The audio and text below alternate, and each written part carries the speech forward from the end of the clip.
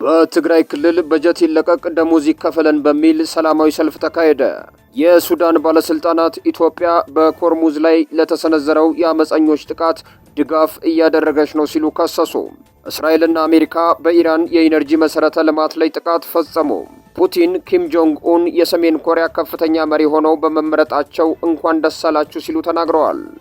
ውድ የዱካ ኒውስ ቤተሰቦች የከበረ ሰላምታችን በያላችሁበት ይድረስ እያልን በዕለቱ የተሰሙ ዜናዎቻችንን ከማቅረባችን በፊት ቻናላችንን ላይክ፣ ሰብስክራይብ እያደረጋችሁ አብራችሁን እንድትዘልቁ በትህትና ጋበዝን።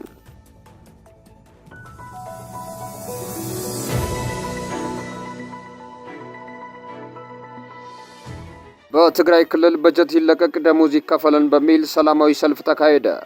ከፌዴራሉ መንግስት በጀት በመቋረጡ ምክንያት በመላው ትግራይ በመምህራንና በተማሪዎች የተመራ ሰላማዊ ሰልፍ በዛሬው ዕለት ተካሂዷል።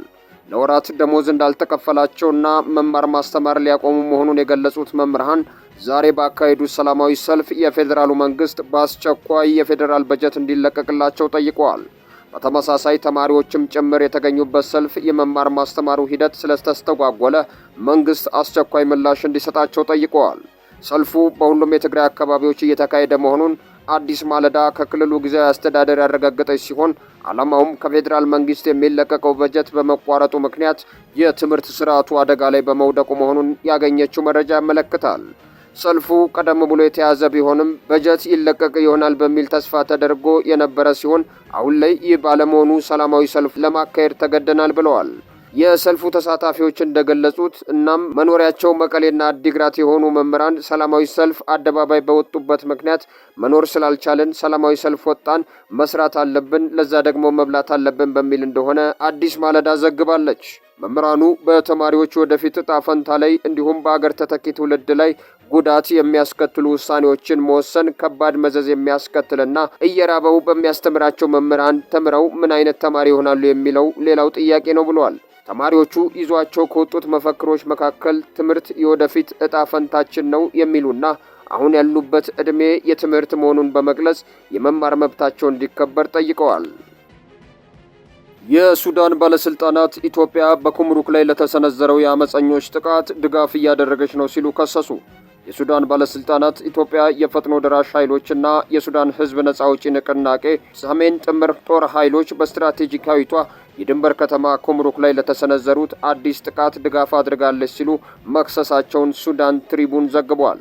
የዜና ምንጩ የጠቀሰውን የሱዳን መንግስት ባለስልጣን እንደገለጹት ኢትዮጵያ ከሁለቱ አማጺ ቡድኖች ጋር ትስስር ያላቸው ታጣቂ በግዛቷ በኩል እንዲንቀሳቀሱ በፍቃድ ጥቃቱን ደግፋለች ብለዋል። ምንጩም አክለውም የጦር ተሽከርካሪዎች በኢትዮጵያ ሶሳ ተነስተው ጥቃቱን ከመሰንዘራቸው በፊት ወደ ድንበር አካባቢዎች መጓዛቸውን ገልጿል። በኩምሩክ ዙሪያ ውጊያው ጠንክሮ የቀጠለ ሲሆን በበርካታ ግንባሮች ግጭት እየተካሄዱ መሆኑን ዘግቧል። የሱዳን ሕዝብ ነጻ አውጪ ንቅናቄ ሰሜን ከተማዋ 20 ኪሎ ሜትር ርቀት ላይ በምትገኘው ጁሪት አቅራቢያ የሱዳን ጦር ክፍሎችን መደምሰሱን፣ የጦር መሳሪያዎችን መማረኩንና መኮንኖችን በቁጥጥር ስር መዋሉን ገልጿል። ሌሎችም ወታደሮች ወደ ኤድ ዳሚዚን ማፈግፈጋቸው ተናግሯል። እስራኤልና አሜሪካ በኢራን የኢነርጂ መሰረተ ልማት ላይ ጥቃት ፈጸሙ። የአሜሪካው ፕሬዝዳንት ዶናልድ ትራምፕ በኢራን የኢነርጂ መሰረተ ልማት ላይ ለመፈጸም የተቀመጠውን የጊዜ ገደብ ወደ 5 ቀናት ማራዘሙን ትላንት ካስታወቁ በኋላ ጥቃቱ መፈጸሙን ዘገባዎች አመላክተዋል።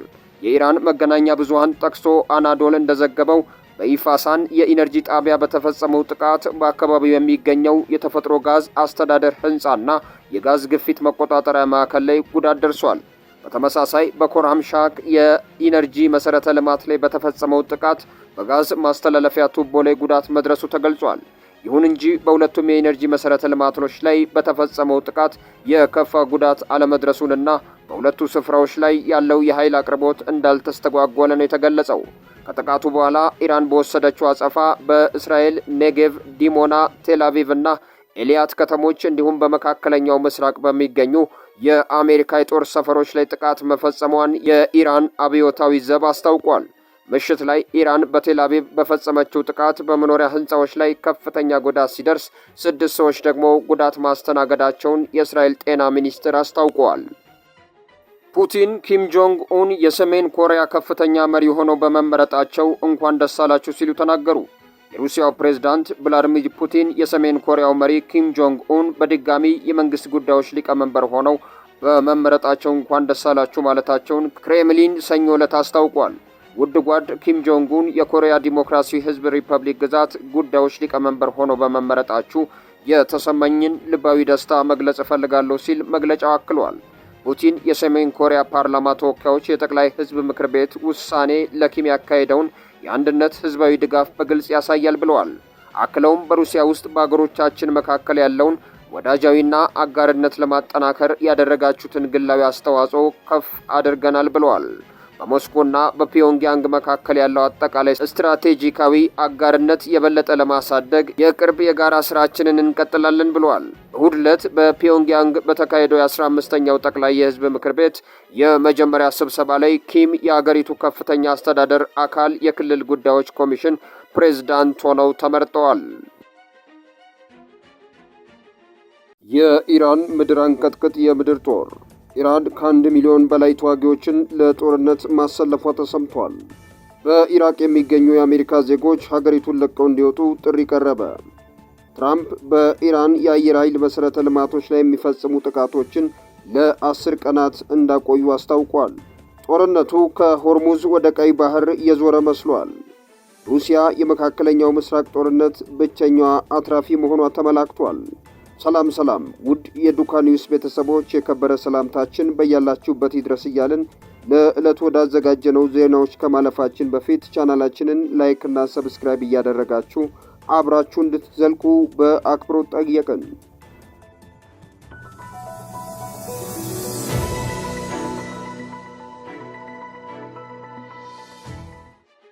ኢራን ከ1 ሚሊዮን በላይ ተዋጊዎችን አሰለፈች። በመካከለኛው ምስራቅ ያለው ወታደራዊ ውጥረት ወደ ከፋ ደረጃ መሸጋገሩን የሚያሳዩ መረጃዎች እየወጡ ነው። ኢራን በአሜሪካ ሊሰነዘርብኝ ይችላል ባለችው የምድር ወረራ ምላሽ ለመስጠት ከ1 ሚሊዮን በላይ ተዋጊዎችን በተለያዩ የጦር ክፍሎችና በተጠባባቂ ኃይሎች ውስጥ ዝግጁ ማድረጓን አስታውቃለች። ይህ ግዙፍ የሰራዊት ስምሪት ኢራን ከዚህ ቀደም ከነበሩት ውስን ግጭቶች ወጥታ ወደ ሙሉ ጦርነት ዝግጅት መሸጋገሯን የሚያሳይ ነው ተብሏል። አገሪቱ ያሰለፈችው የምድር ጦር መደበኛ ያልሆኑ ታጣቂዎችና የአካባቢው የጥበቃ ስልቶችን አሜሪካ ልታስበው ለሚችለው ማንኛውንም ጥቃት ምላሽ ለመስጠት የተዘጋጁ ናቸው ተብሏል። ኢራን ወታደራዊ ዝግጅት በዋነኛነት የሚያተኩረው የተደራራቢ መከላከያ ስልት ላይ ሲሆን ይህም የአገሪቱ መልክዓ ምድራዊ አቀማመጥን፣ ግዙፍ የሰው ኃይልና ያልተማከለ የእዝ መዋቅርን በመጠቀም የአሜሪካን የቴክኖሎጂ የበላይነት ለመቋቋም ያለመ ነው ተብሏል። ይህም ጦርነቱ ከተጀመረ ለአጭር ጊዜ ሳይሆን ለረጅም ጊዜ ሊቀጥል እንደሚችል ማሳያ ሆኗል። ይህ ዝግጅት እንደ አሜሪካ፣ እንግሊዝ፣ ፈረንሳይ እና ጀርመን ላሉ ሀገራት ትልቅ ስጋት ፈጥሯል።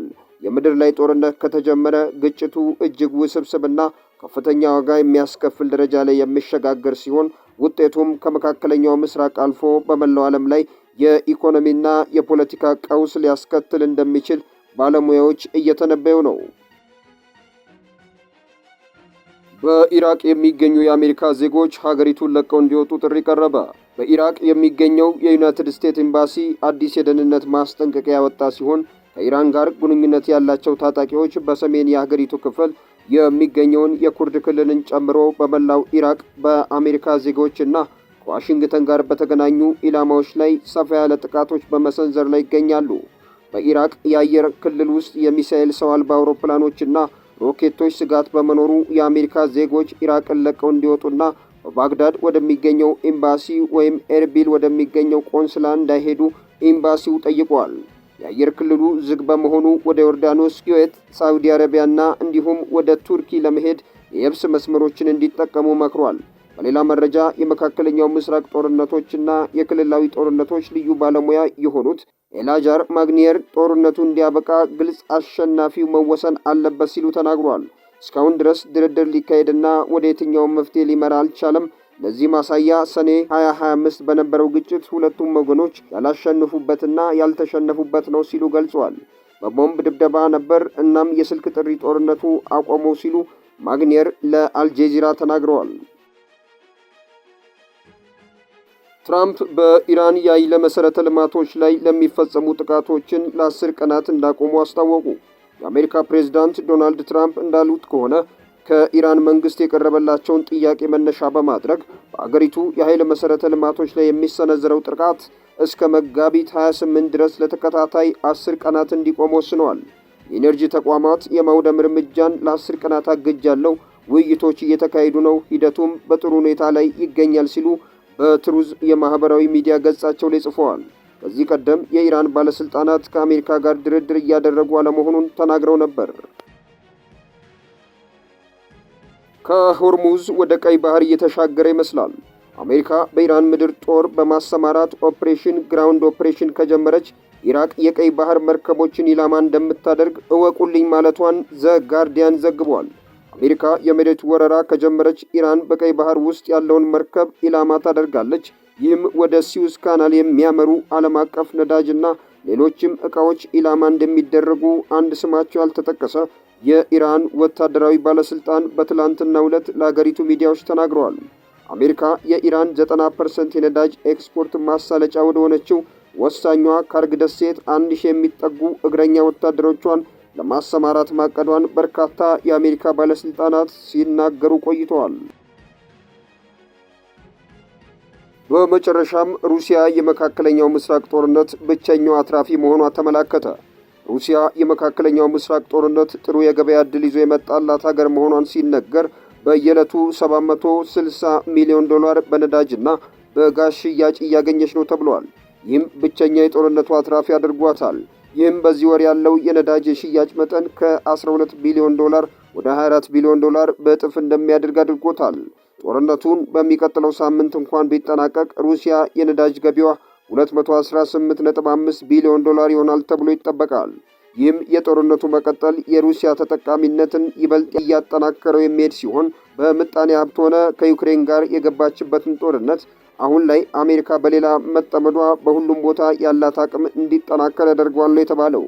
ይህ ጦርነት ለ6 ወር የሚቀጥል ከሆነ ደግሞ በ188 በመቶ ጨምሮ ሩሲያ $386 ቢሊዮን በላይ እንደምታገኝ ይጠበቃል ሲሉ ባለሙያዎች ግምታቸውን አስቀምጠዋል። ፕሬዝዳንት ቭላዲሚር ፑቲን ለጋዝና ነዳጅ አውጪ ኩባንያዎች ባስተላለፉት መልእክት ይህንን ዕድል በመጠቀም የገበያ አማራጮችን በመመልከት ያለባቸውን ብድር መቀነስና ሙሉ ለሙሉ መክፈል መቻል አለባቸው ብለዋል። አሁን ከኢራን ውሳኔ በኋላ የነዳጅ ዋጋ በ32 በመቶ ጨምሮ በበርሜል $100 በላይ እየደረሰ ሲሆን የሩሲያ የነዳጅ ዋጋም በተመሳሳይ በከፍተኛ ሁኔታ ጨምሯል። እንደ ቴሌግራፍ ዘገባ ከሆነ ይህ በሚሊዮን ዶላሮች የሚቆጠረው ገቢ የሚገኘው በነዳጅና በተፈጥሮ ጋዝ ሽያጭ መሆኑን የተገለጸ ሲሆን ምዕራባውያን ሀገራት በሩሲያ ላይ የጣሉት ማዕቀብ ቢኖርም ሩሲያ ወደ ዓለም አቀፍ ገበያ በምትልከው የኃይል ምርት ከፍተኛ ገቢ እያገኘች መሆኗን አመላክቷል።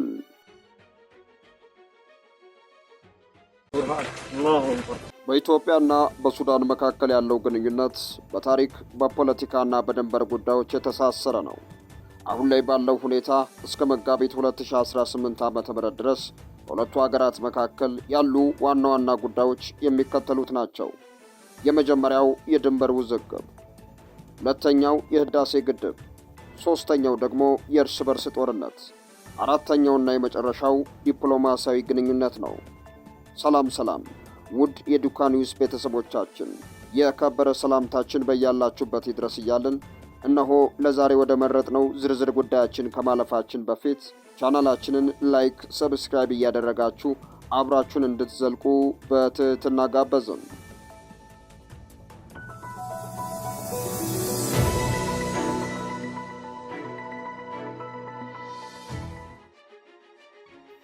በኢትዮጵያና በሱዳን መካከል ያለው ግንኙነት በታሪክ በፖለቲካ በድንበር ጉዳዮች የተሳሰረ ነው።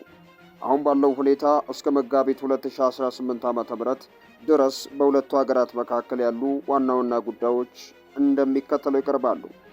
የመጀመሪያው የድንበር ውዝግብ ነው። አልፋሽካ። የኢትዮጵያና የሱዳን ድንበር በተለይም አልፋሽካ ተብሎ በሚጠራው እርሻ መሬት ላይ ለረጅም ዓመታት የድንበር አለመግባባት ሲካሄድ ቆይቷል። እንደ አውሮፓውያኑ 2020 መጨረሻ ላይ የሱዳን ጦር አካባቢውን ከተቆጣጠረ በኋላ በሁለቱ ሀገራት መካከል ወታደራዊ ውጥረት ተከስቶ ነበር። ሁለተኛው የህዳሴ ግድብ ነው። የኢትዮጵያ የህዳሴ ግድብ ግንባታና የውሃ ሞላል ሁኔታ በሱዳን ላይ ሊኖረው የሚችለውን ተጽዕኖ በተመለከተ የሶስትዮሽ ድርድሮች ኢትዮጵያ፣ ሱዳን፣ ግብፅ ሲካሄድ ቆይቷል። ሱዳን በግድቡ አሰራር ላይ አስገዳጅ ስምምነት እንዲኖር ስትወተውት ቆይታለች። ሌላኛው የሱዳን የእርስ በርስ ጦርነት ነው። በሱዳን መደበኛ ጦርና በፈጣን ደጋፊዎቹ ኃይሉ መካከል ካለው ግጭት ጋር ተያይዞ በሺዎች የሚቆጠሩ ሱዳናውያን ወደ ኢትዮጵያ ተሰደዋል። ኢትዮጵያም በሱዳን ሰላም እንዲሰፍን በተለያዩ የአፍሪካ ህብረት፣ ኢጋድና የሰላም ጥረቶች ላይ እየተሳተፈች ትገኛለች። ሌላኛው የመጨረሻው ጉዳይ ዲፕሎማሲያዊ ግንኙነት ነው። ምንም እንኳን የድንበርና የግድቡ ጉዳይ ውጥረት ቢፈጥርም ሁለቱ ሀገራት ችግሮቻቸውን በሰላማዊ ውይይት ለመፍታት በተለያዩ ጊዜያት ስምምነት ላይ ደርሰዋል። በቅርቡ በዲጂታል ቴክኖሎጂና በሌሎች ዘርፎች በትብብር ለመስራት ተስማምተዋል። ይሁን እንጂ በኢትዮጵያና በሱዳን መካከል በድንበር አካባቢ አሁንም ውጥረት ነግሷል። ጦርነት ቢቀሰቀስ ማን ይረታል? ወታደራዊ አቅማቸውን ዛሬ እንፈትሻለን። በኢትዮጵያና በሱዳን መካከል ያለውን የወታደራዊ አቅም ልዩነት በዝርዝር ለመረዳት የሚከተሉትን ዋና ዋና ነጥቦች መመልከት ይቻላል። መረጃዎቹ በዋናነት የተወሰዱት ከግሎባል ፋየር ፓወር 2025 እና 26 የወታደራዊ ጥንካሬ መረጃ ሰንጠረዥ ላይ ነው። አጠቃላይ ደረጃና የሰው ኃይል። የዓለም አቀፍ ደረጃ ኢትዮጵያ በዓለም 47ኛ ደረጃ ላይ ስትገኝ፣ ሱዳን ደግሞ 66ኛ ደረጃ ላይ ትገኛለች። የመጀመሪያው መመዘኛችን ንቁ ወታደራዊ ኃይል ነው። ኢትዮጵያ በግምት 162,000 ንቁ ወታደር ሲኖራት፣ ሱዳን ደግሞ 92,000 አካባቢ አላት። ሆኖም ሱዳን የጦርነቱን ሁኔታ ተከትሎ ወደ 517,500 የሚጠጋ መጠባበቂያና ተጠባባቂና ከፊል ወታደራዊ ኃይል እንዳላት ይገመታል። ሁለተኛው ማነጻጸሪያችን የአየር ኃይል ንጽጽር ነው። በቁጥር ደረጃ ሱዳን ብልጫ ቢኖራትም ኢትዮጵያ በቴክኖሎጂና በዘመናዊ የድሮን አቅም ትታወቃለች። አጠቃላይ ሚዛኑን ስንመለከተው አውሮፕላኖች ሱዳን 183 ወይም 184 አውሮፕላኖች ሲኖራት ኢትዮጵያ በግምት ከ99 እስከ 104 አውሮፕላኖች አሏት። ሌላው የውጊያ አውሮፕላኖችን ስንዳስስ ሱዳን 91 የሚጠጉ የውጊያ አውሮፕላኖች ሲኖሯት ኢትዮጵያ 34 አካባቢ አላት። ድሮኖች ኢትዮጵያ ከቅርብ ጊዜ ወዲህ ባይራክታር ቲቪ2 ያሉ ዘመናዊ የቱርክና የቻይና ድሮኖችን በማስታጠቅ በአፍሪካ ግንባር ቀደም ከሆኑት ሀገራት አንዷ ሆናለች። ሶስተኛው የምድር ኃይልና ከባድ መሳሪያዎች ናቸው። ኢትዮጵያ በምድር ኃይል ረገድ ከፍተኛ የሆነ የተደራጀ መዋቅር አላት። ታንኮች ኢትዮጵያ 338 አካባቢ ታንኮች አሏት። ሱዳንም በተመሳሳይ ከ170 በላይ ታንኮች እና በርካታ የታጠቁ ተሽከርካሪዎች አሏት። የታጠቁ ተሽከርካሪዎች ኢትዮጵያ 7000 በላይ የታጠቁ ተሽከርካሪዎች ሲኖሯት፣ ሱዳንም ሰፊ ቁጥር አላት። የኢኮኖሚና የመከላከያ በጀት ሲመዘን የኢትዮጵያ ዓመታዊ የመከላከያ በጀት 3.7 ቢሊዮን ዶላር በላይ ሲገመት፣ ሱዳን ደግሞ 394 ሚሊዮን ዶላር አካባቢ እንደሆነ መረጃዎች ይጠቁማሉ። ይህም ኢትዮጵያ አዳዲስ መሳሪያዎችን ለመግዛትና ኃይሏን ለማዘመን የተሻለ አቅም እንዳላት ያሳያል። የወቅቱ ሁኔታ ሱዳን በሀገሪቱ ውስጥ ባለው የእርስ በርስ ጦርነት ወይም በመደበኛው ጦርና በፈጥኖ ደራሹ ኃይል መካከል ምክንያት ወታደራዊ አቅሟ ተከፋፍሏል። የኢትዮጵያ መከላከያ ኃይል ከቅርብ ዓመታት ከነበሩት ግጭቶች ውስጥ በማለፉ ከፍተኛ የውጊያ ልምድ ያለውና የተማከለ እዝ ያለው ኃይል ሆኖ ቀጥሏል። በአጠቃላይ ሱዳን በአየር ኃይል አውሮፕላኖች ቁጥር ብልጫ ብታሳይም ኢትዮጵያ በሰው ኃይል ብዛት፣ በበጀት አቅም፣ በቴክኖሎጂ ወይም በድሮንና በተማከለ ወታደራዊ ጥንካሬ ረገድ የበላይነቱን ትይዛለች።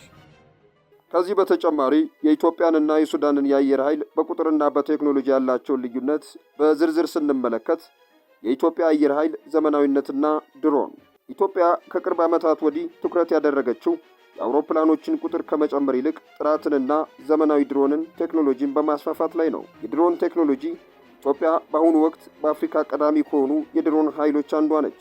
የቱርክ ባይራክታር ቲቪ2 እና የኢራኑ ሞሃጅር 6 እና የቻይናው ዊንግሎግ ድሮኖች ትጠቀማለች። እነዚህ ድሮኖች በጦርነት ወቅት ከፍተኛ ኢላማ የመምታት አቅም አላቸው። ሌላው የውጊያ አውሮፕላኖች ናቸው። ዋናው የጥቃት ኃይል የሩሲያው ኤስዩ-27 እና ኤስዩ-30 አዳዲስ የተገዙ ናቸው። ኤስዩ-30 እጅግ ዘመናዊና ረጅም ርቀት ተጉዞ ማጥቃት የሚችል አውሮፕላን ነው። ሌላው ጥንካሬ ነው። ከፍተኛ የጥገና አቅም ያለው የራሷ አየር ኃይል አካዳሚና የጥገና ማዕከል ደብረ ዘይት ላይ አላት። የሱዳን አየር ኃይል በቁጥርና በብዛት ሲመዘን ሱዳን ከሀገሪቱ ስፋትና ካላት የውስጥ ግጭት አንጻር በቁጥር በርካታ የውጊያ አውሮፕላኖች አሏት። የአውሮፕላን አይነት ሱዳን በዋናነት የሩሲያና የቻይና ውጤት የሆኑትን ኤምአይጂ 29ና ኤስዩ 24 ኤስዩ 25 እና የቻይናውን ኤፍ7 ትጠቀማለች። ሄሊኮፕተሮች ሱዳን ከፍተኛ ቁጥር ያላቸው የጥቃት ሄሊኮፕተሮችን ኤምአይ 24 እና 35 አሏት። ይህም ለምድር ጦር ድጋፍ ለመስጠት ይረዳታል። ድክመቷን ስናስብ ደግሞ በአሁኑ ወቅት በአገሪቱ ውስጥ ባለው የእርስ በርስ ጦርነት ምክንያት ብዙዎች አውሮፕላኖቿ ተመትተዋል ወይም በአግባቡ አገልግሎት እየሰጡ አይደለም። እንዲሁም እንደ ኢትዮጵያ የተራራቀ የድሮን ስብስብ የላትም። የቴክኖሎጂ ልዩነቱን በአጭሩ ስናየው ኢትዮጵያ በዘመናዊ ድሮኖችና በረቀቁ ኤስዩ 30 አውሮፕላኖች ትመራለች። ጥቃቷም ታርጌትድ ወይም ኢላማን በትክክል የመምታት ባህሪ ያለው።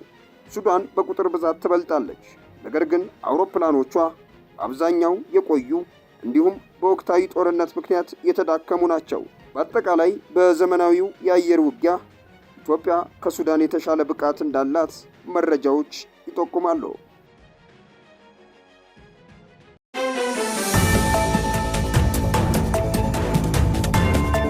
የምርጫ ካርድ በግድ ውሰዱ። የብሔራዊ ምርጫ ቦርድ መግለጫ ዜጎችን አስገድዶ የምርጫ ካርድ ማስወጣት ሕገወጥ ነው ሲል ገልጿል። በሱዳን ምዕራባዊ ዳርፉር ግዛት በሚገኝ አንድ ሆስፒታል ላይ በተፈጸመ ጥቃት 13 ሕፃናትን ጨምሮ በትንሹ 64 ሰዎች መገደላቸውን የዓለም ጤና ድርጅት አስታወቀ። አሜሪካ ከኢራን ጋር ያለውን ውጥረት መባባሱን ተከትሎ በዓለም ዙሪያ ለሚገኙ ዜጎቿ የጉዞ ማስጠንቀቂያ ሰጠች። እነዚህንና ሌሎች አጫጭር መረጃዎችን ይዘን ወደ እናንተ እናደርሳለን። ቻናላችንን ላይክ፣ ሰብስክራይብ እያደረጋችሁ አብራችሁን እንድትዘልቁ በትህትና ጋበዘን።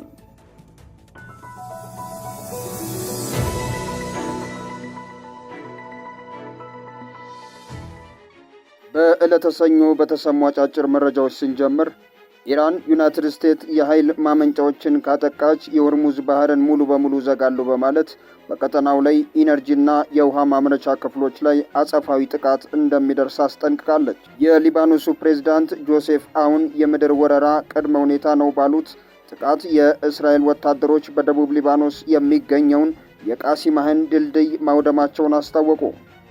የአሜሪካና የእስራኤል ወታደሮች ኢራንን ማጥቃታቸውን የቀጠሉ ሲሆን ከየካቲት 28 ጀምሮ ከ81 ሺህ በላይ ሲቪል መሠረተ ልማቶች ተጎድተዋል ሲል የኢራን ቀይ ጨረቃ ማኅበር አስታውቋል።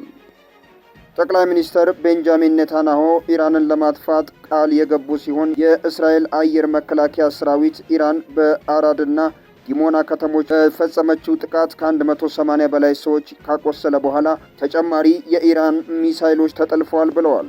በኢራቅ ባግዳድ የሚገኘውን የዩናይትድ ስቴትስ ዲፕሎማትና የሎጂስቲክ ማዕከልን ከከተማይቱ ዋና አውሮፕላን ማረፊያ ላይ ጥቃት ከደረሰ በኋላ ለኢራን ወግነው የሚዋጉ የታወቁ የንቅናቄ ኃይሎች ዋና መስሪያ ቤት ኢላማ ተደርጓል።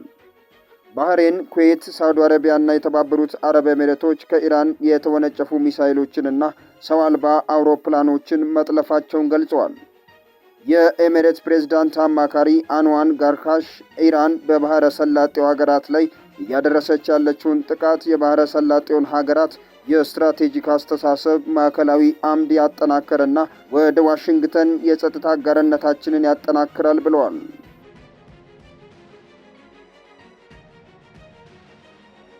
የምርጫ ካርድ በግድ ውሰዱ። የብሔራዊ ምርጫ ቦርድ መግለጫ ዜጎችን አስገድዶ የምርጫ ካርድ ማስወጣት ሕገወጥ ነው ሲል ገለጸ። በኢትዮጵያ የምርጫ የፖለቲካ ፓርቲዎች ምዝገባና የምርጫ ስነ ስርዓት አዋጅ ቁጥር 1394 ህዝባር 2017 መሰረት ዜጎች የምርጫ ካርድ እንዲያወጡ የመቀስቀስ ሙሉ ኃላፊነት የተሰጠው ለኢትዮጵያ ብሔራዊ ምርጫ ቦርድ ብቻ መሆኑ ተገለጸ። የቦርዱ ሰብሳቢ ሜላተወርቅ ኃይሉ መጋቢት 4 ቀን 2018 ዓ.ም በሰጡት መግለጫ እንዳመላከቱት በአንዳንድ አካባቢዎች ዜጎች መሰረታዊ አገልግሎቶችን ለማግኘት እንደ ቅድመ ሁኔታ የምርጫ ካርድ እንዲያወጡ የማስገደድ ሁኔታዎች መኖራቸውን ቦርዱ ጥቆማ ደርሶታል ብለዋል። ከመግለጫው የተወሰዱት ዋና ዋና ነጥቦች ውስጥ አንደኛው ነጻ ፍቃድ ሲሆን ማንኛውም ዜጋ የምርጫ ካርድ የማውጣት መብት እንጂ የመገደድ ግዴታ የለበትም ተብሏል። ሁለተኛው የቅስቀሳ ገደብ በሕግ በተሰጠው ስልጣን መሰረት የመራጮች ትምህርት መስጠት የሚችለው ቦርዱ ወይም እርሱ ፈቃድ የሰጣቸው የሲቪል ማህበረሰብ ድርጅቶች ናቸው ተብሏል። በመጨረሻም ከተጠቀሱት ነጥቦች አንዱ ህገወጥ አሰራርን ይመለከታል። በየሰው ቤት እየተካሄደ የሚደረግ የካርድ ማስወጣት ቅስቀሳም ሆነ ዜጎችን በተለያየ አገልግሎቶች አማካኝነት ተጽዕኖ መፍጠር በአዋጁ ተቀባይነት የሌለው ተግባር ነው ተብሏል። ቦርዱ ይህንን መሰል ጫናዎችና ህገወጥ ቅስቀሳዎችን በአስቸኳይ እንዲቆም ለሚመለከታቸው አካላት ማሳወቁን ሰብሳቢዋ አረጋግጠዋል።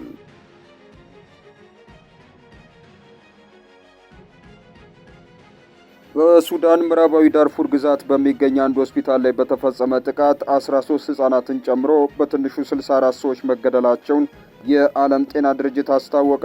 ዓለም አቀፉ ድርጅት ትላንት ባወጣው መግለጫ በምስራቅ ዳርፉር በሚገኘው ኤልዳይን የማስተማሪያ ሆስፒታል ላይ በተፈጸመ ጥቃት ከተገደሉት በተጨማሪም ቢያንስ 89 ሰዎች ቆስሏል ተብለዋል። ሆስፒታሉም ሙሉ በሙሉ ከጥቅም ውጭ ሆኗል ያለ ሲሆን የዓለም ጤና ድርጅት ዋና ዳይሬክተር ቴድሮስ አድሃኖም በኤክስ ገጻቸው ላይ ባጋሩት መረጃ ጥቃቱ የሕክምና አገልግሎቱን አስተጓጉሏል ብለዋል። የፈጥኖ ደራሽ ኃይሉ ለጥቃቱ የብሔራዊ ጦሩን የሚመራውን የሱዳንን መንግስት ተጠያቂ አድርጓል። የሱዳን ብሔራዊ ጦር በበኩሉ ጣቱን በፈጥኖ ደራሹ ኃይል ላይ ቢቀስርም ሁለቱ ወታደራዊ ባለስልጣናት ግን ጥቃቱ በአቅራቢያ የሚገኝ የፖሊስ ጣቢያን ኢላማ ያደረገ እንደነበር በሚስጥር መናገራቸውን የአሶሺየትድ ፕሬስ ዘግቧል። የተባበሩት መንግስታት ድርጅት መረጃ እንደሚያመለክተው ከሆነ ጦርነቱ እስካሁን 40 ሺህ በላይ ሰዎችን ገድሏል። የእርዳታ ድርጅቶች ግን የሟቾች ትክክለኛው ቁጥር ከዚህ በእጅጉ ሊበልጥ እንደሚችል ይገምታሉ። ጦርነቱ ከተጀመረ አንስቶ በሕክምና ተቋማት ላይ በተፈጸሙ ጥቃቶች 2000 በላይ ሰዎች መገደላቸውን የዓለም ጤና ድርጅት ገልጿል።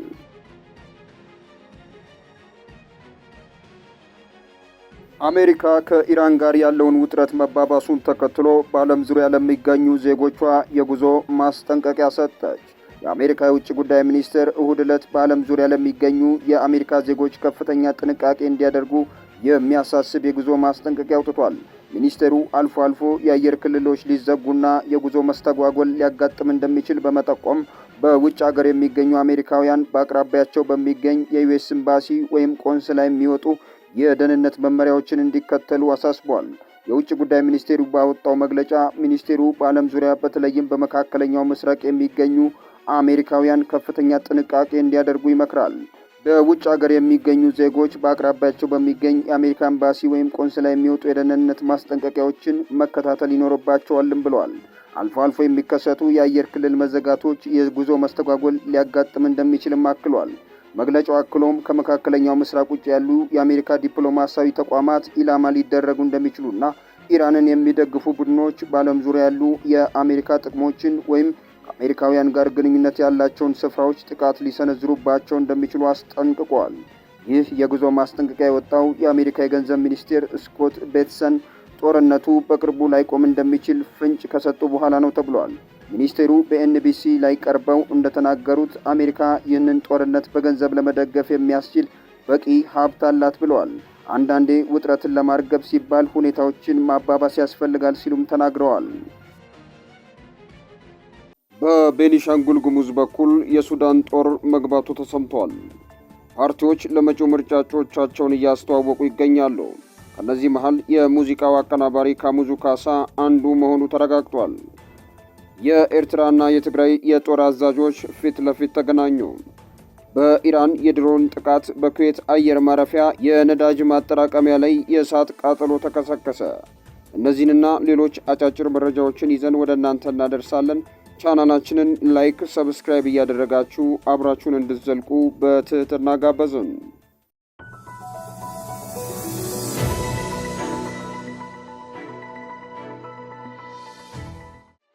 የቤኒሻንጉል ጉሙዝ ምን ተፈጠረ?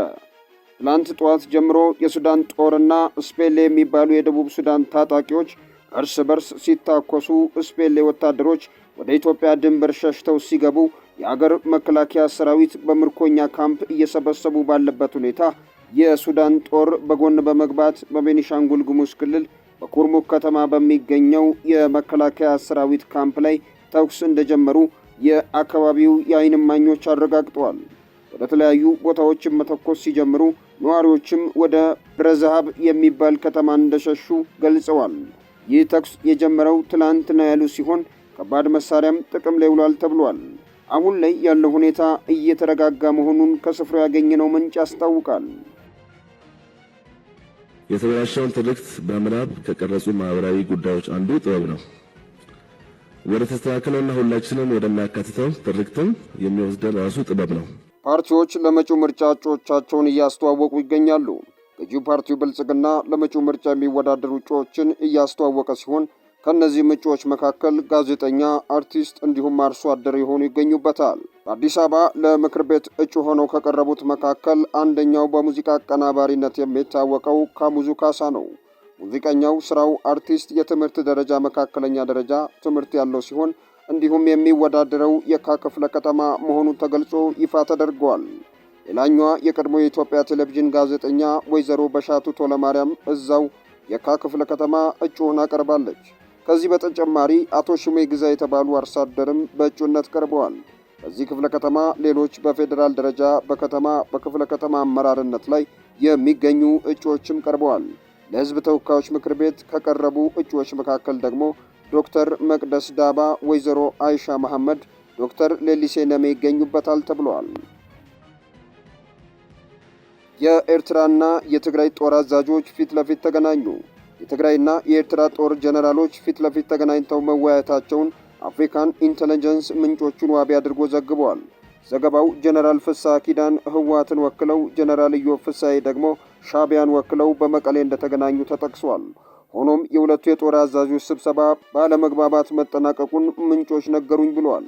የፈረንሳዩ ጋዜጣ አፍሪካን ኢንተለጀንስ በዚህ ዘገባው የፌዴራሉ መንግስት የያዘው አቋም ህወሓትና ሻዕቢያ እንዲተባበሩ በር ከፍቷል ያለ ሲሆን ነገር ግን በሁለቱ ኃይሎች መሃል ሰፊ የአመለካከት ልዩነት መኖሩን ጠቅሷል።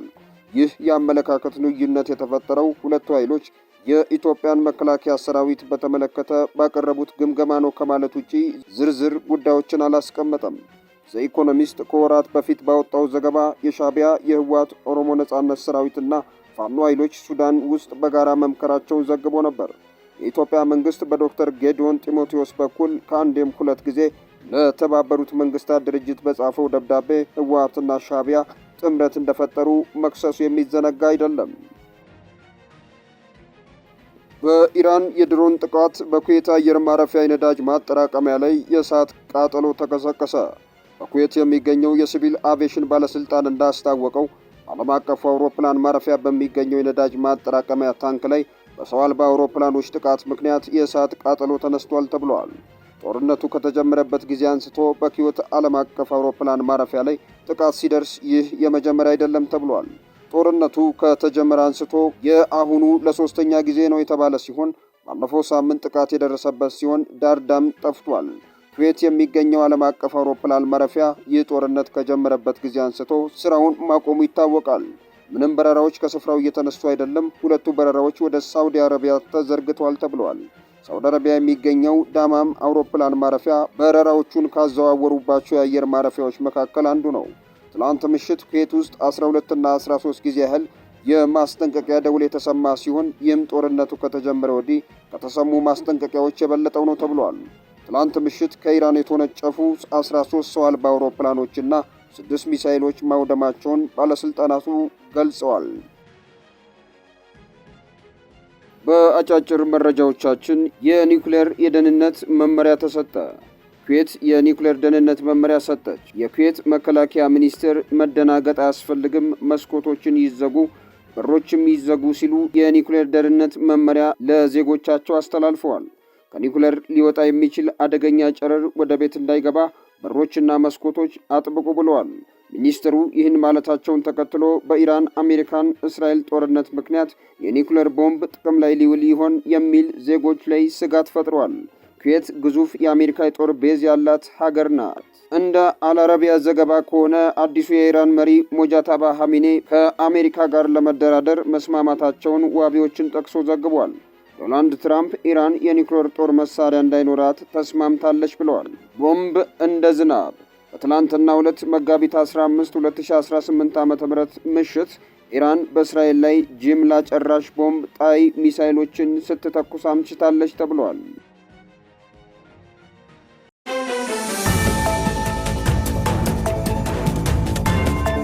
የሀገራችን ኢትዮጵያ 95 በመቶ መግቢያ የሆነው ጉሮሮ ሊዘጋ ነው። ዶናልድ ትራምፕ የሶስተኛ ዙር የስልጣን ዘመን ጠይቀዋል። 20 ግዙፍ የአየር መንገዶች በመካከለኛው ምስራቅ ጦርነት ምክንያት እስካሁን ወደ 53 ቢሊዮን ዶላር ማጣታቸው ተሰማ። ፕሬዝዳንት ትራምፕ ለኢራን የመጨረሻ ያሉትን የ2 ቀናት ማስጠንቀቂያ ሰጥተዋል። ውድ የዱካ ኒውስ ቤተሰቦች የከበረ ሰላምታችን በያላችሁበት ይድረስ እያልን ቻናላችንን ላይክ፣ ሰብስክራይብ እያደረጋችሁ አብራችሁን እንድትዘልቁ በትህትና ጋበዝን።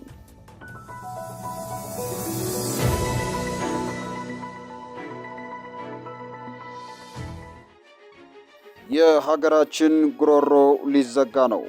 የሀገራችን ኢትዮጵያ 95 በመቶ መግቢያ የሆነው በር ሊዘጋ ነው ተብሏል።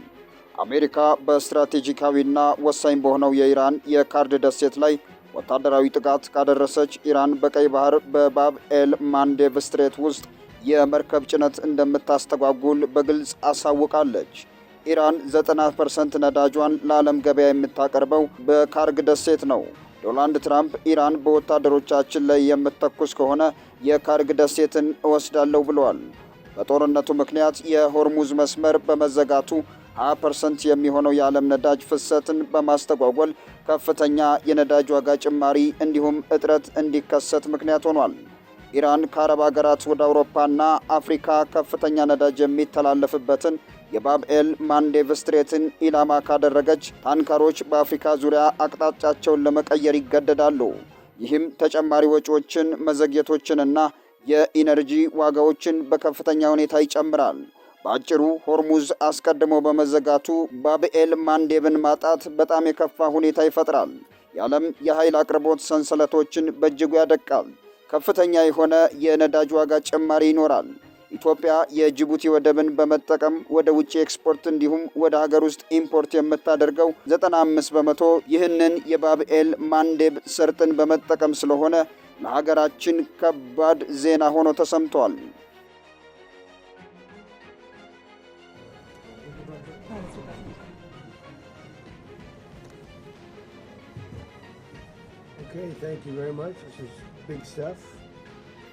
ዶናልድ ትራምፕ የሶስተኛ ዙር የስልጣን ዘመን ጠየቁ። የአሜሪካው ፕሬዝዳንት ዶናልድ ትራምፕ የ2020 ምርጫ ተሰርቆብኛል በሚል ለዚያ ካሳ ይሆን ዘንድ ሶስተኛ የስልጣን ዘመን ሊሰጣቸው እንደሚገባ የሚገልጽ ጽሑፍ በገጻቸው አጋርቷል። ይህ ድርጊት በሀገሪቱ ሕገ መንግሥት ላይ ከፍተኛ ውዝግብ አስነስቷል። በአሜሪካ ሕገ መንግሥት 22ኛው ማሻሻያ መሠረት ማንኛውም ሰው ከሁለት የስልጣን ዘመን በላይ ማገልገል አይችልም ይላል። ትራምፕ የ2020 ምርጫ ውጤት የተጭበረበረ መሆኑን ቢገልጹም የአሜሪካ ፍርድ ቤቶችና የፍትህ ሚኒስቴር ግን ምንም አይነት ተጨባጭ ማስረጃ እንዳልተገኘ ደጋግመው ገልጸዋል። ይህ የትራምፕ አቋም የዲሞክራሲያዊ ስርዓቱንና የሕግ የበላይነትን ገደብ የሚፈታተን መሆኑ ተገልጿል። 20 ግዙፍ የአየር መንገዶች በመካከለኛው ምስራቅ ጦርነት ምክንያት እስካሁን ወደ 53 ቢሊዮን ዶላር ማጣታቸው ተሰማ። በአሜሪካን እስራኤልና ኢራን ጦርነት ሳቢያ በዓለም ላይ የሚገኙ 20 ግዙፍ የአየር መንገዶች ጦርነቱ ከተጀመረበት የካቲት ወር ጀምሮ 53 ቢሊዮን ዶላር የሚጠጋ የገበያ ዋጋ ማጣታቸውን የፋይናንሻል ታይምስ ዘግቧል። ዘገባው የአየር መንገዶቹን ዝርዝር ከማስቀመጥ ተቆጥቧል። አየር መንገዶቹ ይህን ያህል ከፍተኛ ሀብት ሊያጡ የቻሉት የነዳጅ ዋጋ በመናሩ፣ የጸጥታ ስጋት ባለባቸው ቀጠናዎች በረራዎች በመሰረዛቸው፣ የበረራ መስመሮች በመቀየራቸው ምክንያት መሆኑም ተመላክቷል።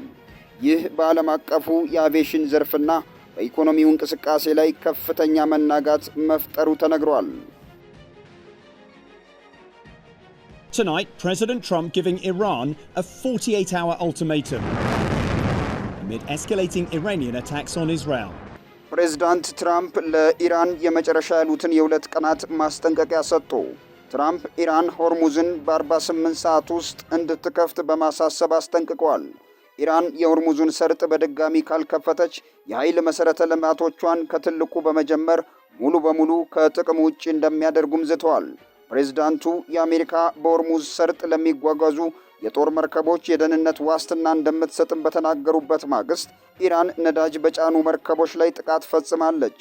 በሰርጡ አጠገብ ተሰማርተው የሚጠብቁ የኢራን ሚሳኤሎች ከፍተኛ ጉዳት ደርሶባቸዋል ብለው ነበር። የኔቶ አባል ሀገራትና የእስያ አጋሮቻቸውን የጦር ድጋፍ የጠየቁት ትራምፕ ከሀገራቱ አዎንታዊ ምላሽ ማግኘት አልቻሉም። ይህ የትራምፕ ማስጠንቀቂያ የተሰማው እስራኤልና አሜሪካ በጀመሩት ጥቃት ምክንያት ኢራን ሰርጡን መዝጋቷን የዓለም የነዳጅ ገበያ ላይ ተጽዕኖ መፍጠሩን ተከትሎ ነው ተብሏል። 5% የዓለም የነዳጅ ገበያ የሚሳለጥበት ይህ የሆርሙዝ ሰርጥ በመዘጋቱ ከፍተኛ የነዳጅ እጥረት ምክንያት አንድ በርሜል እስከ $120 እየተሸጠ ይገኛል። ለዚህም ዓለም አቀፍ የነዳጅ እጥረት ተጠያቂ የሆኑት ትራምፕ ሲሆኑ በራሷ በኢራንና በሩሲያ ላይ የጣሉትን የነዳጅ ማዕቀብ ለማንሳት ተገደዋል።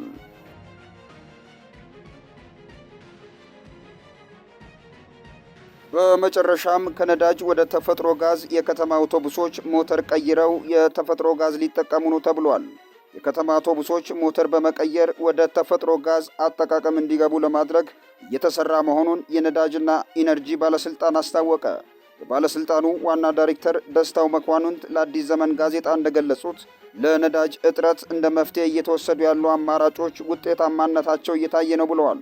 በአሁኑ ወቅት በአዲስ አበባ የቤንዚን ሰልፍ የቀነሰው የኤሌክትሪክ መኪኖች በመበራከታቸው ምክንያት መሆኑን ጠቅሰው ቀጣዩ ምዕራፍ ወደ ተፈጥሮ ጋዝ አጠቃቀም መግባት መሆኑን አብራርተዋል።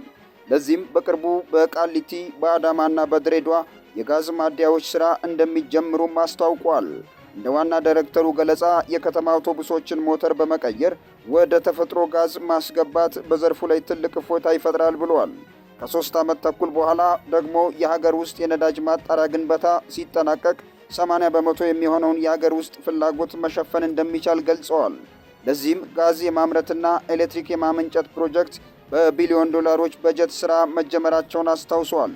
ትልቁ የባለሥልጣኑ ግብ ቁልፍ የኢኮኖሚ ዘርፎችን በነዳጅ እጥረት እንዳይቆሙ ማድረግ መሆኑን የጠቀሱት ዶክተር ደስታው በተለይም የሲሚንቶ ፋብሪካዎች፣ የኤክስፖርት ኢንዱስትሪውንና የኮሪደር ልማት ፕሮጀክቶች በትኩረት ክትትል እየተደረገላቸው መሆኑን ገልጸዋል።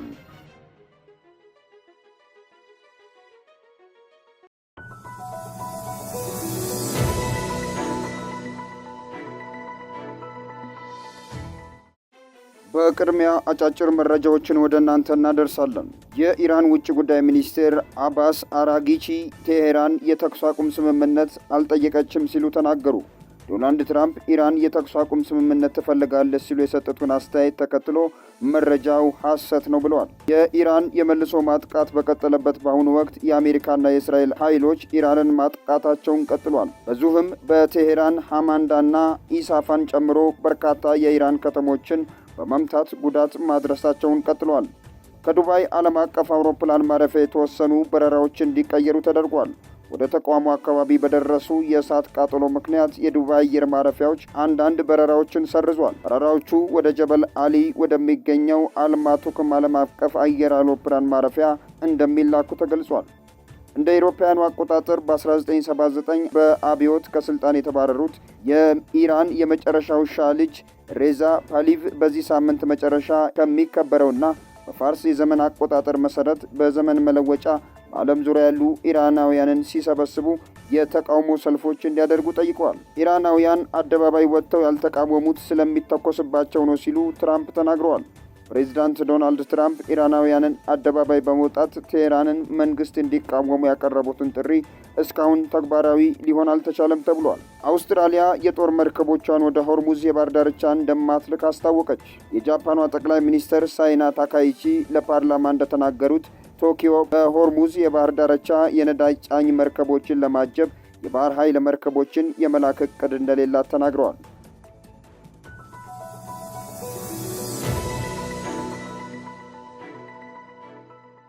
ጠቅላይ ሚኒስትር አብይ አህመድ በመካከለኛው ምስራቅ የተቀሰቀሰው ጦርነት 16ኛ ቀኑን በያዘበት በዛሬው ዕለት ነዳጅ በቁጠባ መጠቀም እንደሚያስፈልግ አስጠነቀቁ። ዶናልድ ትራምፕ ለኔቶ አጋሮች ጠንከር ያለ ማስጠንቀቂያ ሰጥተዋል። 3ኛ ሳምንቱን በያዘው አሜሪካና እስራኤል በኢራን ላይ የከፈቱት ጦርነት ፍጥጫው አሁንም ቀጥሏል።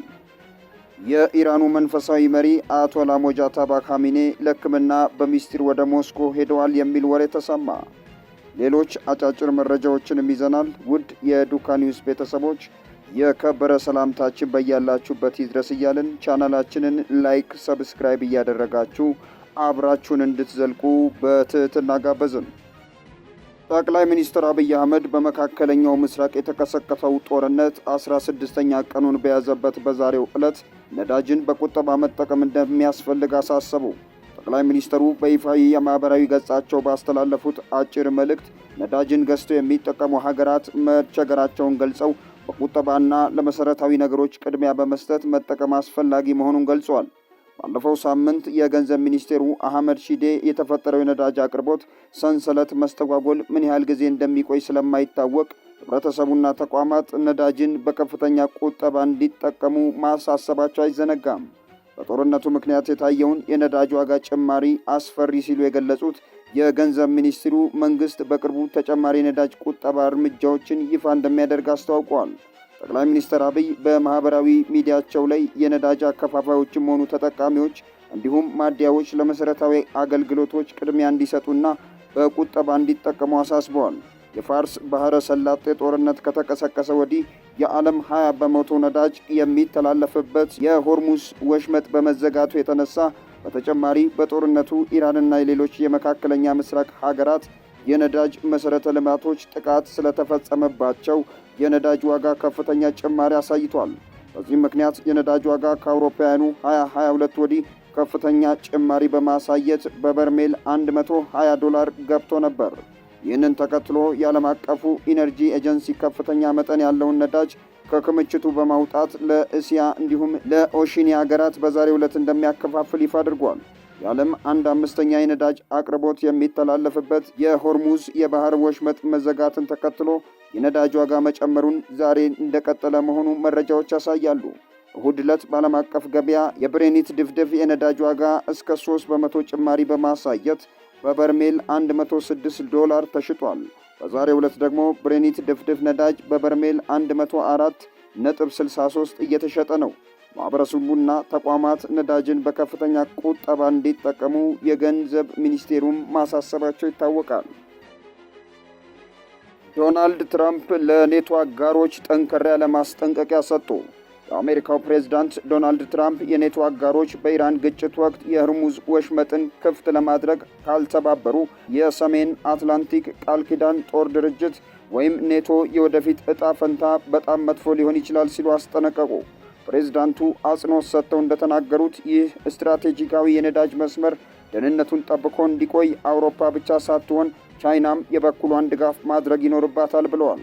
ትራምፕ አጋሮቻቸው የሆርሙዝ ወሽመጥን በመጠበቁ ሂደት ንቁ ተሳትፎ ካላደረጉ አሜሪካ ለኔቶ የምታደርገውን ድጋፍ ጥያቄ ውስጥ ልታስገባ እንደምትችል ፍንጭ ሰጥተዋል።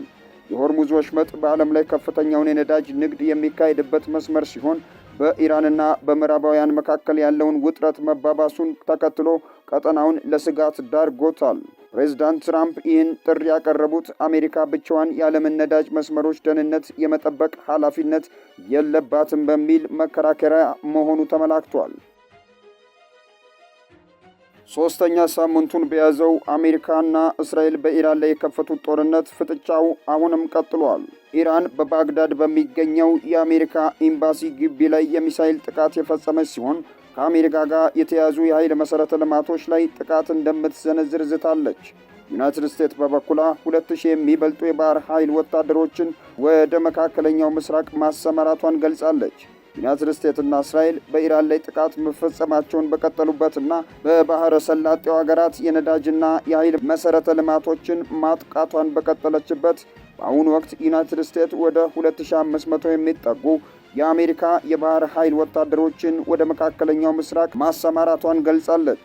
ዩናይትድ ስቴትስ አሜሪካ የመከላከያ ሚኒስቴሩ ፒት ሄጌስት እንዳሉት የኢራንን ዓለም አቀፍ የነዳጅ ግጭቶችን የማስተጓጎል ስጋት ሀገራቸው እየፈታች በመሆኑም ስጋት ሊሆን እንደማይገባ ገልጸዋል። የዩናይትድ ስቴትሱ ፕሬዝዳንት ዶናልድ ትራምፕ በበኩላቸው የሆርሙዝ የባህር ወሽመጥ ክፍት እንዲሆን ሌሎች አገሮችም የጦር መርከቦችን እንዲልኩ ጠይቀዋል። ትራምፕ ትሩዝ ሶሻል በሚባለው የግል ማህበራዊ መገናኛ ብዙሃን እንደጻፉት ቻይና፣ ፈረንሳይ፣ ጃፓን፣ ደቡብ ኮሪያ፣ ታላቋ ብሪታንያና ሌሎች አገሮችም እንደሚሳተፉ ተስፋ አደርጋለሁ ብለዋል። በአንድ ሆነ በሌላ መንገድ የሆርሙዝ ወሽመጥ በቅርቡ ክፍት ይሆናልን ብለዋል።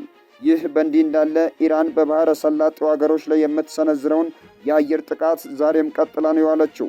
የሳውዲ አረቢያ የመከላከያ ሚኒስቴር ዛሬ ማለዳ እንዳስታወቀው በዮርዳኖስ ድንበር አቅራቢያ በሚገኘውና ብዙም ሕዝብ በማይኖርበት አልጃውፍ ክልል ውስጥ አንድ ድሮን ተመቶ መጣሉን አስታውቋል። ሚኒስትሩ ወደ ምስራቃዊ ክልል የሚያመሩ ሌሎች 7 ድሮኖች መጥቶ መጣሉን ተናግሯል። ይህም በኢራን አቅራቢያ ካሉት የአገሪቱ ዋና ዋና የነዳጅ ማመንጫዎች አንዱ ነው። የኳታር የመከላከያ ሚኒስቴርም ለተሰነዘረበት የሚሳኤል ጥቃት ምላሽ መስጠቱን ገልጿል።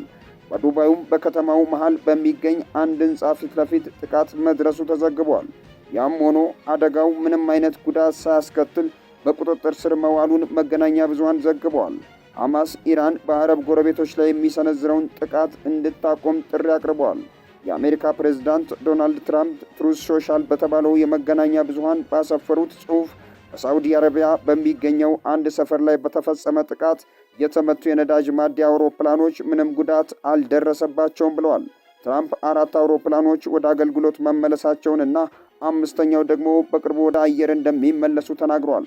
ትራምፕ በዎል ስትሪት ጆርናል ላይ የተዘገበውን የአሜሪካ መገናኛ ብዙሃን ዘገባዎችንም ተችተዋል። ዘገባው የኢራን ጥቃት በፕሪንስ ሱልጣን አየር ማረፊያ ላይ የነበሩትን 5 አውሮፕላኖችን እንዳወደመ የሚገልጽ ነበር። የኢራኑ መንፈሳዊ መሪ አያቶላ ሞጃተባ ኻሜኒ ለሕክምና በሚስጥር ወደ ሞስኮ ሄደዋል የሚል ወሬ ተሰማ። የኩዌቱ አልጃሪዳ ጋዜጣ እንደዘገበው አዲሱ የኢራን መንፈሳዊ መሪ አያቶላ ሞጃተባ ኻሜኒ ለሕክምና በሚስጥር ወደ ሞስኮ ተወስደዋል ብለዋል። ኻሜኒ በየካቲት 21 በአሜሪካና እስራኤል ጥቃት የደረሰባቸው ሲሆን በኢራን ውስጥ ቀጣይነት ያለው የአየር ድብደባ መኖሩን አስፈላጊውን ሕክምና ለማግኘት አስቸጋሪ ሆኖ ቆይቷል ተብሏል።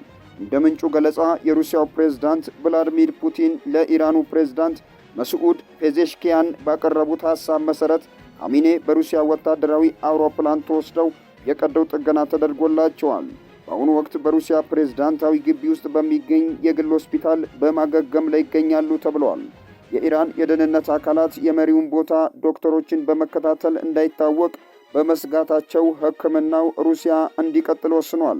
እስራኤል በበኩሏ ስለ ኻሜኒ ሁኔታ መረጃ እንዳላት ብታመለክትም ከኢራን መውጣታቸውን በተመለከተ ያረጋገጠችው ነገር የለም።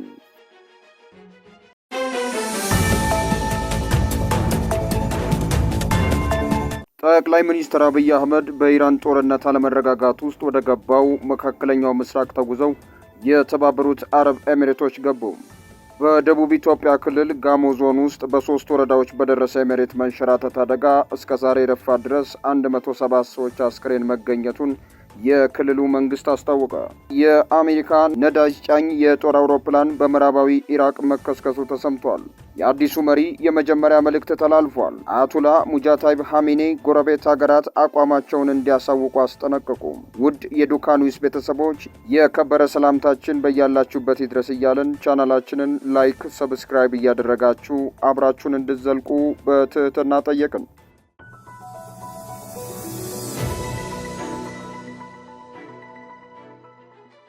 የጠቅላዩ ድፍረት ዓለምን እያነጋገረ ነው።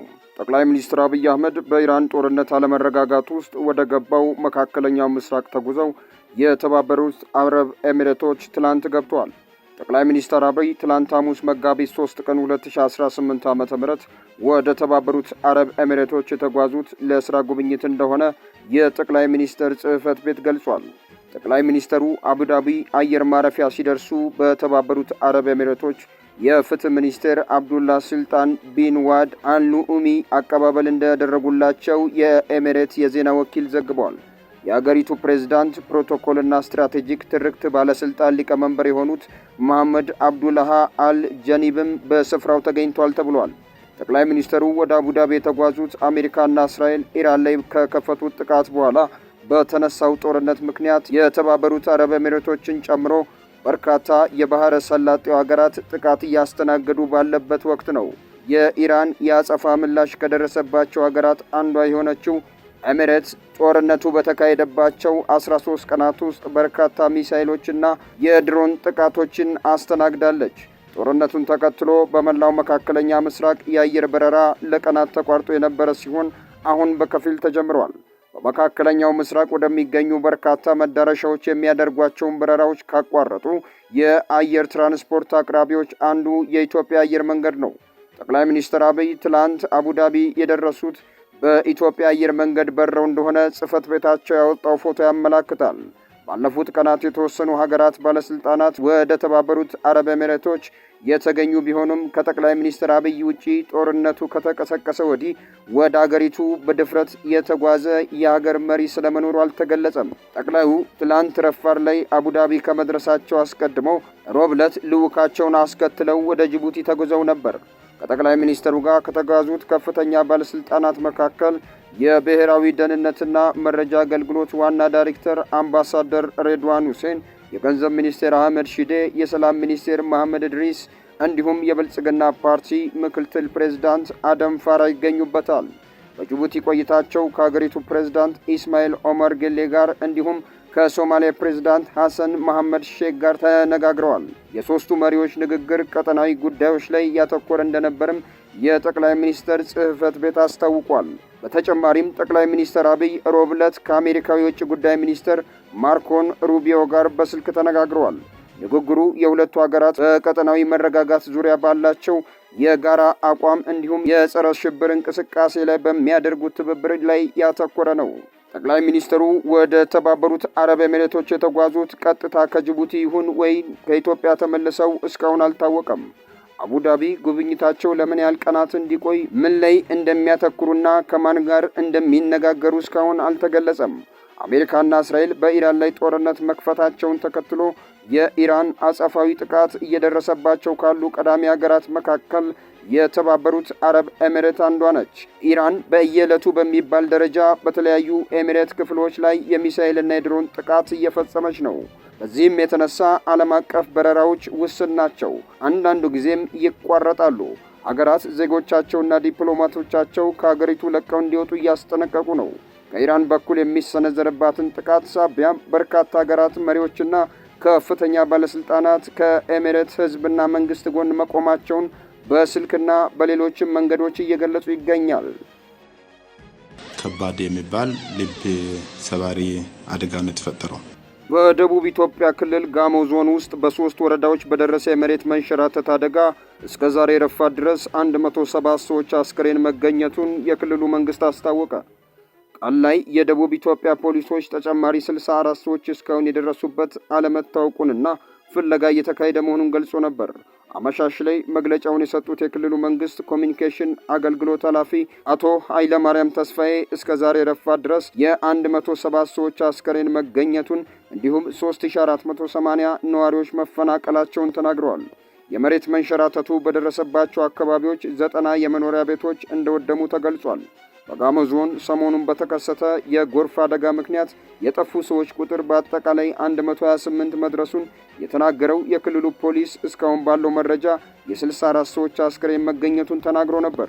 የክልሉ ፖሊስ በጋሞ ዞን የመሬት መንሸራተት ከደረሰባቸው 3 ወረዳዎች መካከል ከባድ አደጋ ያስተናገደው የጋጮ ባባ ወረዳ ማዞ ዶይሳ ቀበሌ መሆኑን ገልጾ እስካሁን የ59 ሰው አስክሬን መገኘቱን ገልጿል።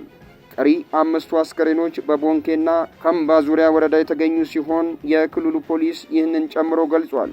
በዞኑ ለሰዎች ሕይወት መጥፋት ምክንያት የሆነው የመሬት መንሸራተት ያጋጠመው ከየካቲት 30 ጀምሮ እስከ መጋቢት 2 2018 ዓ.ም የጣለውን ዝናብ ተከትሎ ነው።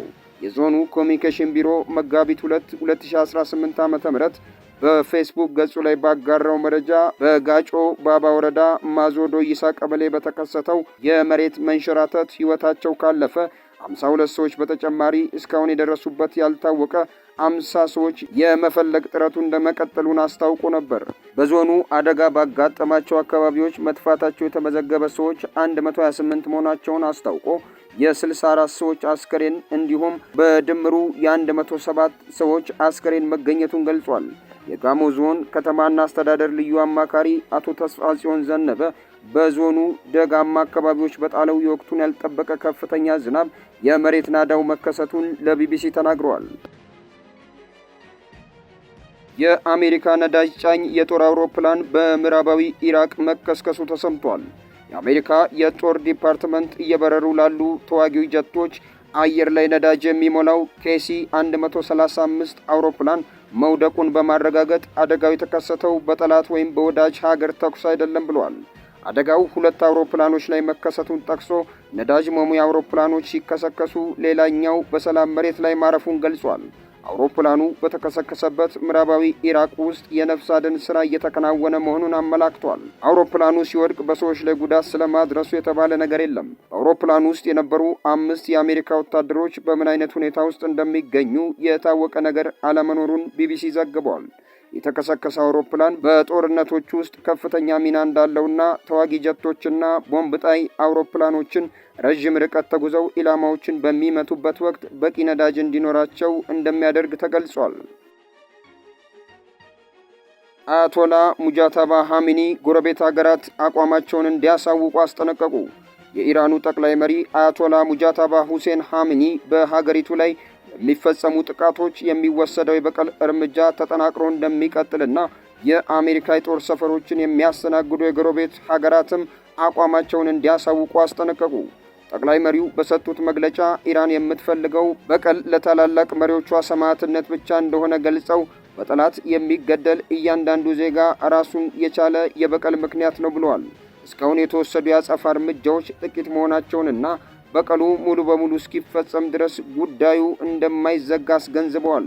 ሙጃተባ ኻሜኒ አክለውም የአሜሪካ የጦር ሰፈሮች የሚገኙባቸውን የመካከለኛው ምስራቅ አገራት ሰፈሮችን በአስቸኳይ እንዲዘጉ አሳስበዋል። በቅርቡ በተፈጸመው ጥቃት እነዚህ የጦር ሰፈሮች ጥቅም ላይ መዋላቸውን የገለጹት መሪው የኢራን ኃይሎች አገራቱን ሳይሆን የጦር ሰፈሮቹን ብቻ ኢላማ ማድረጋቸውን ተናግረዋል። አሁን በኋላ ይህን እርምጃ ለመቀጠል እንገደዳለን ያሉት ሙጃተባ ኻሜኒ የጦር ሰፈሮቹ በኢራን ላይ ጥቅም ላይ የሚውሉ ከሆነ ጥቃቱ ተጠናክሮ እንደሚቀጥል አስታውቋል።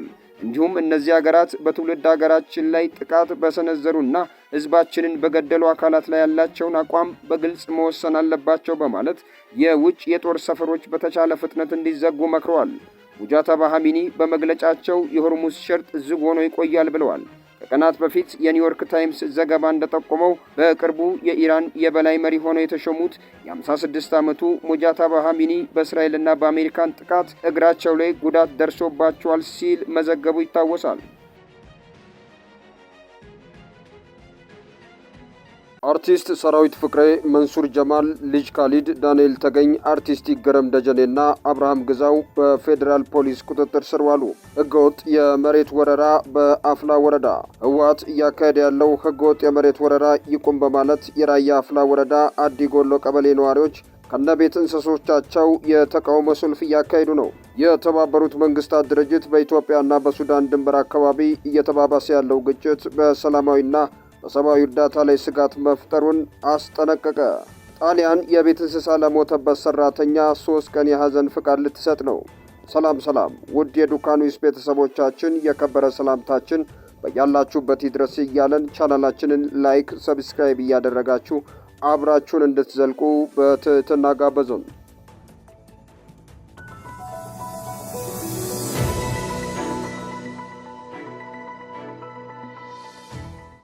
ሰሪሽ ጅቡቲ እንዴት ነው እባክህ?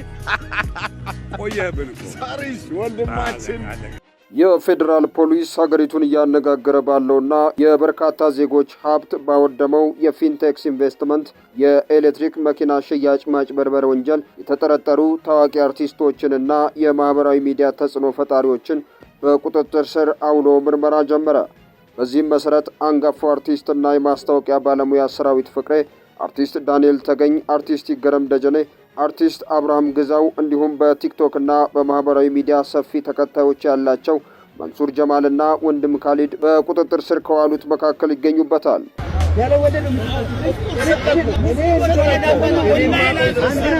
ዜናው እስከ ተጠናከረበት ጊዜ ድረስ እነዚህ ግለሰቦች በዋስም ሆነ በነፃ ያልተለቀቁ ሲሆን ፖሊስ በጉዳዩ ላይ ጥብቅ ምርመራ እያካሄደ ይገኛል። እነዚህ ታዋቂ ሰዎች መታሰር ዋነኛ ምክንያት ከተጠርጣሪው አጭበርባሪ ድርጅት ጋር በመተባበርና ማስታወቂያ በመስራት የህዝብ አመኔታን አላግባብ በመጠቀማቸው ነው። ድርጅቱ የቢዋይዲ የኤሌክትሪክ መኪናዎችን በ950 ሺህ ብር ቅድመ ክፍያ በ3 ወር ውስጥ አስረክባለሁ በማለት 450 በላይ ከሚሆኑ ዜጎች ወደ 6 ሚሊዮን ብር ገደማ ሰብስቦ በመሰወሩ ህብረተሰቡ ላይ ከፍተኛ ኢኮኖሚና የስነ ልቦና ቀውስ ተፈጥሯል። ዜጎች ገንዘባቸውን ያወጡት የድርጅቱን ህጋዊነት አረጋግጠው ሳይሆን በቴሌቪዥንና በማህበራዊ ሚዲያ በሚያውቋቸውና የሚያከብሯቸውን እነዚህ አርቲስቶች አምነው በመሆኑ የተፈጸመው ማጭበርበር የሞራል ውድቀቱንም የከፍ አድርጎታል። አሁን ላይ ጥሪታቸውን የተነጠቁትና ለወራት የተጉላሉት ደንበኞች ፍትህ ፍለጋ እናም መፍትሄ በመሻት በመንግስት መስሪያ ቤቶች ደጃፍ ሰልፍ ወጥተው አቤቱታቸውን እያሰሙ ይገኛሉ። ሰው አልደረሰንም 3 ወር ተብሎ እስካሁን አልመጣም ሲል የጅቡቲውን ሐሳብ ያመጣው ተኔ መሄድ አለበት ማየት አለብን የት አለ መኪና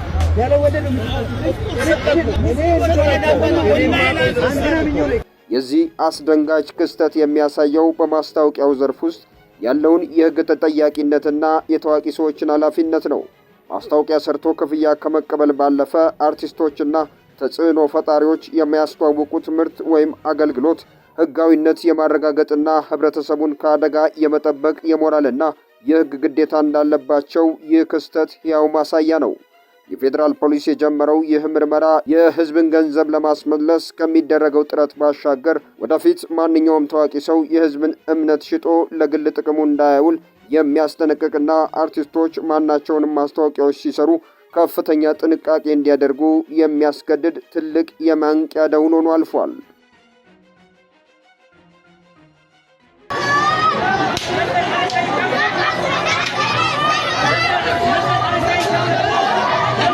ህገወጥ መሬት ወረራ በአፍላ ወረዳ። ህወሓት እያካሄደ ያለው ህገወጥ የመሬት ወረራ ይቁም በማለት የራያ አፍላ ወረዳ አዲ ጎሎ ቀበሌ ነዋሪዎች ከነቤት እንስሶቻቸው የተቃውሞ ሰልፍ አካሄዱ። የህወሓት ቡድን የፕሪቶሪያውን የሰላም ስምምነት ውል ጥሶ በጉልበት ወደ የአካባቢያችን ከገባ ጀምሮ ለአካባቢው ማህበረሰብ የህልውና አደጋ በመሆኑ እናም በዚህ የነጻነት ዘመን የመኖር ነጻነት በማጣቱ ምክንያት የአፍላ ወረዳ 16ቱም ቀበሌ ነዋሪዎች ከአንዳንድ የአካባቢያችን ተጠባቂ ትላልቅ አባቶችና እናቶች ሳይወድ ተገዶ ወደ አምሳያው ሰቆጣ ከተማ፣ ቆቦ ከተማና ወልዲያ ከተማ መፈናቀሉ ይታወቃል ብለዋል። በመሆኑም ዛሬ በአፍላ ወረዳ አዲ ጎሎ ቀበሌ ልዩ ቦታው ሰባህለብ ተብሎ በሚጠራው ከ24 ሄክታር በላይ ስፋት ያለው የአካባቢው ክልል መሬት የህወሓት ቡድን ለተዋጊዎች ኃይሎች፣ ለአካባቢው ምድብተኛ ፖሊሶችና በጦር ህይወታቸውን ላጡ ቤተሰቦች 200 ካሬ በላይ በመስጠት ህገወጥ የመሬት ወረራ ሲፈጽም አርፍዷል ሲሉ የወረዳው መሬት አስተዳደር ጽሕፈት ቤት ገልጸዋል። ይህን ተከትሎ የአካባቢው ነዋሪዎች የተቃውሞ ሰልፍ ያካሄዱ ሲሆን የታሰሩ ሰዎችም እንዳሉ ምንጮች ጠቁመዋል። የተባበሩት መንግስታት ድርጅት በኢትዮጵያና በሱዳን ድንበር አካባቢ እየተባባሰ ያለው ግጭት በሰላማዊ ሰዎችና በሰብአዊ እርዳታ ላይ ስጋት መፍጠሩን አስጠነቀቀ። በኢትዮጵያና በሱዳን ድንበር አካባቢ ያለው ግጭት እየተባባሰ በመምጣቱ በሰላማዊ ሰዎች ላይ አደጋ እየደቀነና የሰብአዊ እርዳታ ስራዎችን እያስተጓጎለ መሆኑን የተባበሩት መንግስታት ድርጅት አስጠንቅቋል።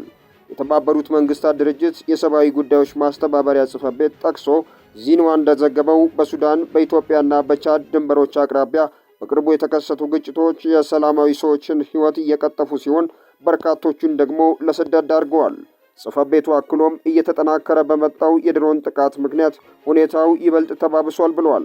የሰብአዊ ረድኤት አጋሮችም በዚህ ሳምንት መጀመሪያ ላይ በደቡባዊ ሱዳን በተሰነዘሩ ጥቃቶች ሳቢያ በሰላማዊ ሰዎች ላይ ጉዳት መድረሱን ሪፖርት አድርገዋል ብለዋል። በብሉ ናይል ግዛት ከኢትዮጵያ ድንበር አቅራቢያ የተቀሰቀሰው ግጭት ከግዛቱ ዋና ከተማ ኤድ ዳሚዚን በስተደቡብ የሚገኙትን እንደ ኩርሙክና ሳሊ ዲንድራው ያሉ ስትራቴጂካዊ ቦታዎችን ሰብአዊ እርዳታ ለማድረስ የሚያደርገውን እንቅስቃሴ ገድቦበታል ተብሏል። በመጨረሻም ጣሊያን የቤት እንስሳ ለሞተበት ሰራተኛ የ3 ቀን የሐዘን ፍቃድ ልትሰጥ ነው ተባለ። በጣሊያን ሀገር የቤት እንስሳ ለሞተባቸው ወይም ለታመመባቸው ሰራተኞች የሚከፈልበት የሥራ ፈቃድ እንዲሰጥ የሚጠይቅ አዲስ የሕግ ረቂቅ ቀረበ። ይህ ተነሳሽነት በጣሊያን ለሚገኙ የቤት እንስሳት እንደ ቤተሰብ አባል የሚታዩበትን ማህበራዊ እውነታ መሰረት ያደረገ ነው ተብሏል። ረቂቁ አንድ የቤት እንስሳ ውሻ ወይም ድመት ሲሞት ሰራተኛው ለ3 ቀናት የሚከፈልበት የሐዘን ፍቃድ እንዲያገኝ ይጠይቃል። ለቤት እንስሳ ድንገተኛ ሕክምና በዓመት የ8 ሰዓታት ከሥራ ገበታ የመቅረት መብት እንዲኖር ረቂቁ ይደነግጋል።